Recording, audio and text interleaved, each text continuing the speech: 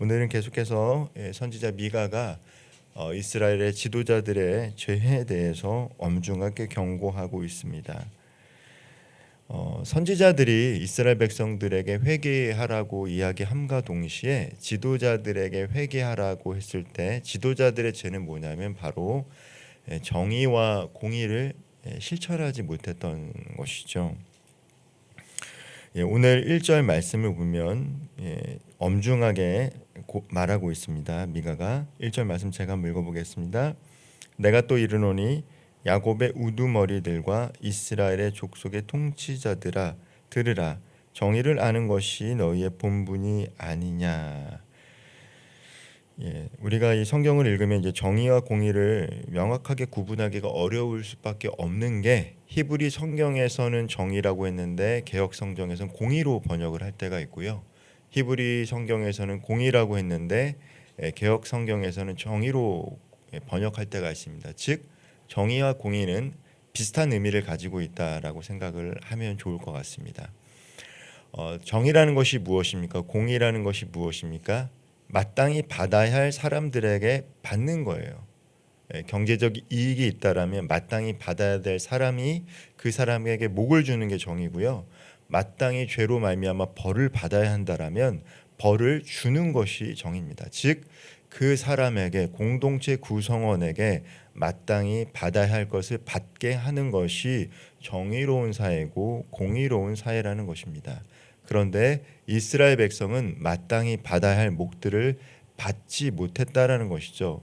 죄를 지은 사람은 죄를 받아야 되는데 죄를 받지 않은 것이고 이익을 누리지 않아야 될 사람들이 더 많은 이익을 누리게 되는 정의롭지도 공의롭지도 못한 세상을 살아가고 있었다라는 것입니다. 그런 그들을 향해 하나님이 묻습니다. 정의를 아는 것이 너희의 본분이 아니냐. 이스라엘의 지도자들을 향해 미가 선지자를 통해 하나님께서 말씀하고 계시는 것입니다. 지도자에게 있어서 가장 기본적인 덕목이 바로 정의와 공의입니다. 이 사람에게 마땅히 가야 할 것을 갈 수 있도록 시스템을 만드는 것, 그것이 지도자의 역할이에요. 정의와 공평, 하나님 나라의 기준을 삶과 공동체 안에 실현해 가는 것이 그들의 사명입니다. 가정에서도 마찬가지죠. 자녀들이 있어도 그 자녀를 사랑하는 마음이 부모님 좀 다를 수 있습니다. 그래도 내가 이 자녀를 더 사랑한다 할지라도 동일하게 이 아들이 이 딸이 받아야 할 것을 받을 수 있도록 이렇게 하는 것이 정의로운 부모님인 거죠. 그런데 이스라엘은 그것을 실현하지 못하고 있었어요. 그 사명을 지도자들이 하지 못하고 있었어요. 그래서 미가는 외칩니다. 이들은 선을 미워하고 악을 즐기는 자들이라고 2절에서 이야기하고 있는 거예요. 그들은 자신들의 탐욕을 채우기 위해 백성들의 살을 뜯고 가죽을 벗기고 뼈를 부수어 소태 고기처럼 삶아 먹는 자들이었다라고 하는 것이죠. 단순한 과장이 아니었습니다. 이스라엘 백성의 지도자들은 이스라엘 백성을 도구로 여기고 그들의 고통과 희생 위에 자신들의 권력을 쌓았던 자들이다라는 것을 미가는 매우 통렬하게 선포하고 있어요. 이렇게 선포하면 왕들이 좋아할까요? 지도자들이 좋아할까요? 그렇지 않죠. 그래서 그때 당시에 선지자들은 많이 죽임을 당했습니다. 왕 앞에서 지도자들 앞에서 바른 소리 하니까 왕들과 지도자들이 가만히 내버려 두지 않았다라는 것이죠. 그럼에도 불구하고 미가는 살아서 이렇게 선포하고 기록으로 남겼던 선지자들 중에 한 사람이었습니다.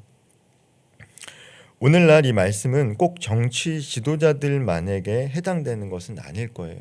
오늘 우리가 이 말씀을 읽고 있다라면 교회의 리더들도 가정의 가장들도 그리고 혹은 일터와 사업터에서 리더들이라면 이 질문이 단순히 정의와 공의를 나라 가운데 실현하라는 그 지도자들에게만 허락되는 것이 아니라 가정과 직장과 삶의 터전과 교회 안에서 하나님께서 우리를 향해 질문하시는 것이다라는 것들을 마음에 품고 이 말씀을 읽고 묵상할 수 있어야 할 것입니다.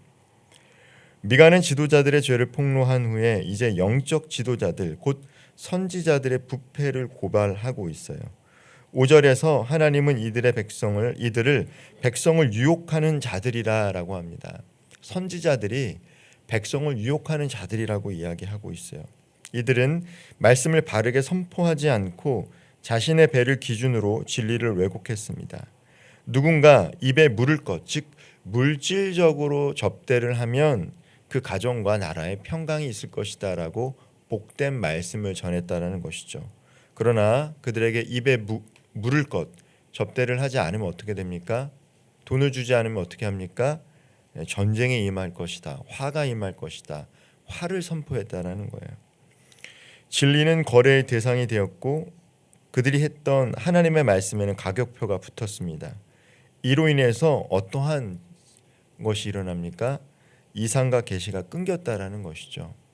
하나님의 말씀은 더 이상 그들에게 임하지 않았습니다. 하나님의 말씀이 임해서 말씀을 선포해야 될 선지자들에게 하나님의 말씀이 임하지 않았다라는 거예요. 하나님의 음성이 끊긴 그들은 더 이상 선지자가 아니었습니다.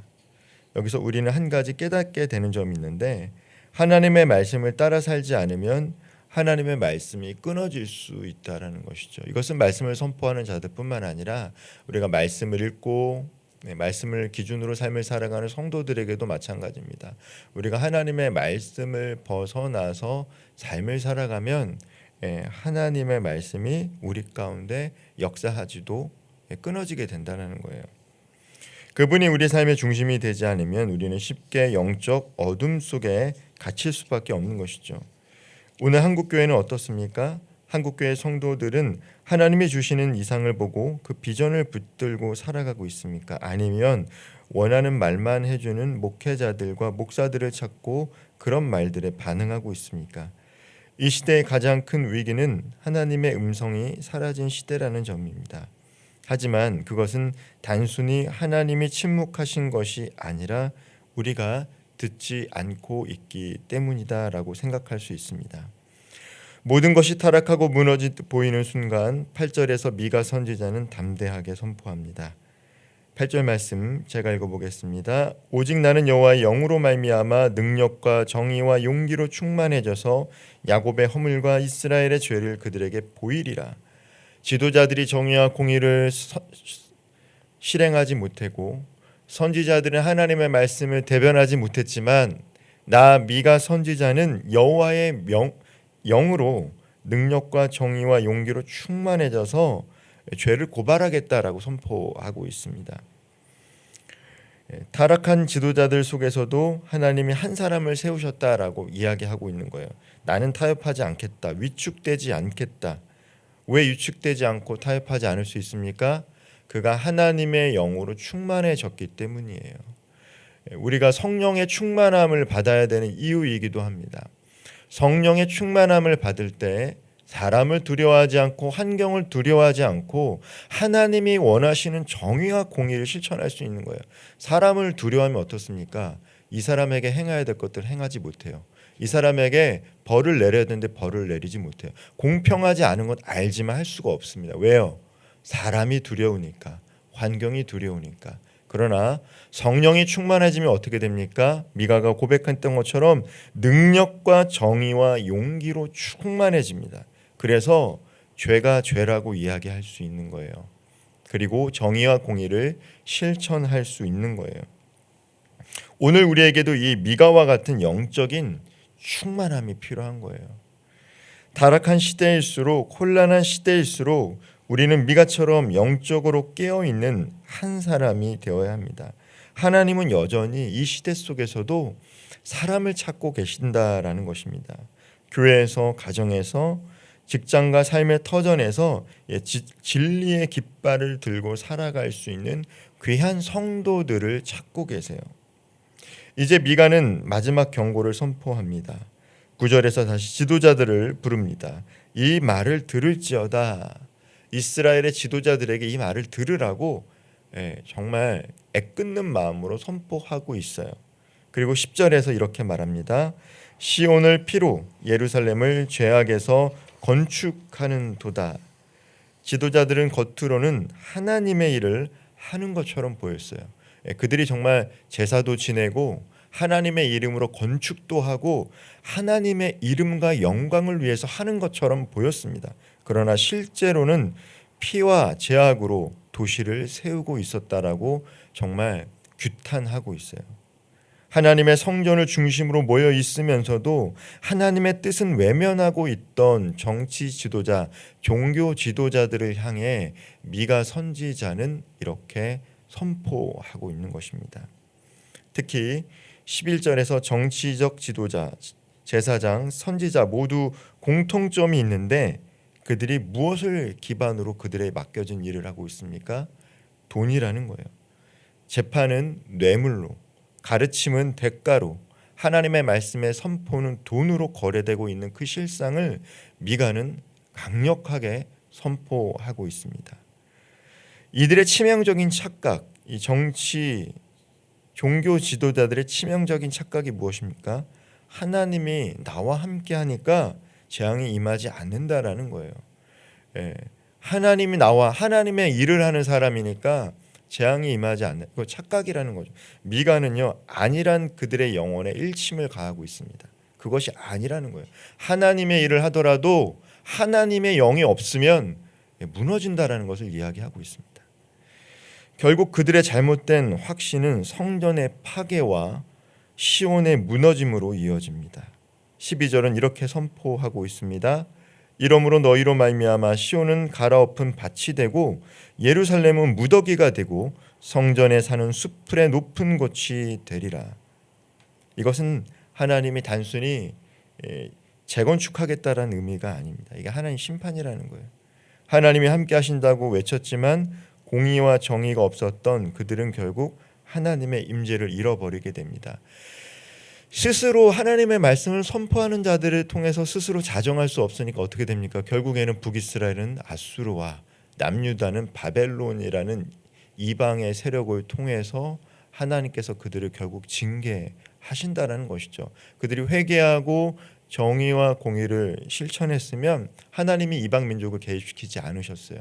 그러나 결국에는 그들 스스로 자정 능력이 없으니 이방의 압제와 박해를 통해서 하나님께서 다시금 그들을 회개하기 위해서 결국 이방인들의 침략이 있게 된 것입니다. 말씀을 마무리하겠습니다. 사랑하는 성도 여러분, 오늘 말씀은 참 무거운 말씀입니다. 선지서는 다 대부분이 다 무거운 말씀이에요. 그럼에도 불구하고 오늘 우리가 이 말씀을 읽고 실천해야 될 것들이 있다라면 우리가 영적인 지도자가 아닐 수도 있고 정치 지도자가 아닐 수도 있어요. 그러나 우리 각자에게 삶의 자리에서 정의와 진리를 따라 살며 성령으로 충만한 삶을 살아갈 것을 요청하는 주님의 음성을 들을 수 있어야 됩니다. 공의를 실천하고 하나님의 음성에 귀 기울이며 성령의 능력으로 죄를 이기고 날마다 회개의 자리로 나아가는 자가 바로 복된 자라는 것입니다. 오늘도 미가처럼 깨어 있는 그 한 사람으로서 살아갈 수 있는 저와 우리 모든 성도님들 되기를 주님의 이름으로 축원드립니다. 기도하겠습니다. 정의를 외면하고 자기 유익을 따랐던 지도자들의 죄를 보며 우리 안에 있는 교만과 타협도 회개하기를 소망합니다. 우리의 귀가 주님의 음성에 민감하게 하시고 우리의 삶이 주님의 뜻에 순종하게 하여 주옵소서. 성령으로 충만하게 하셔서 이 어두운 시대 속에서도 진리를 선포하는 미가와 같은 한 사람으로 살아가게 하시고 공의와 자비로 오늘의 삶을 세워가며 회개의 열매를 맺는 자로 살게 하옵소서. 교회와 가정, 이 땅의 지도자들이 하나님을 경외하며 정직하게 사명을 감당하게 하시고 우리 모두가 하나님의 임재 안에 거하는 복된 삶을 살아갈 수 있도록 성령 하나님 오늘도 우리의 삶 가운데 충만히 임재하여 주옵소서. 예수님의 이름으로 기도하옵나이다. 아멘.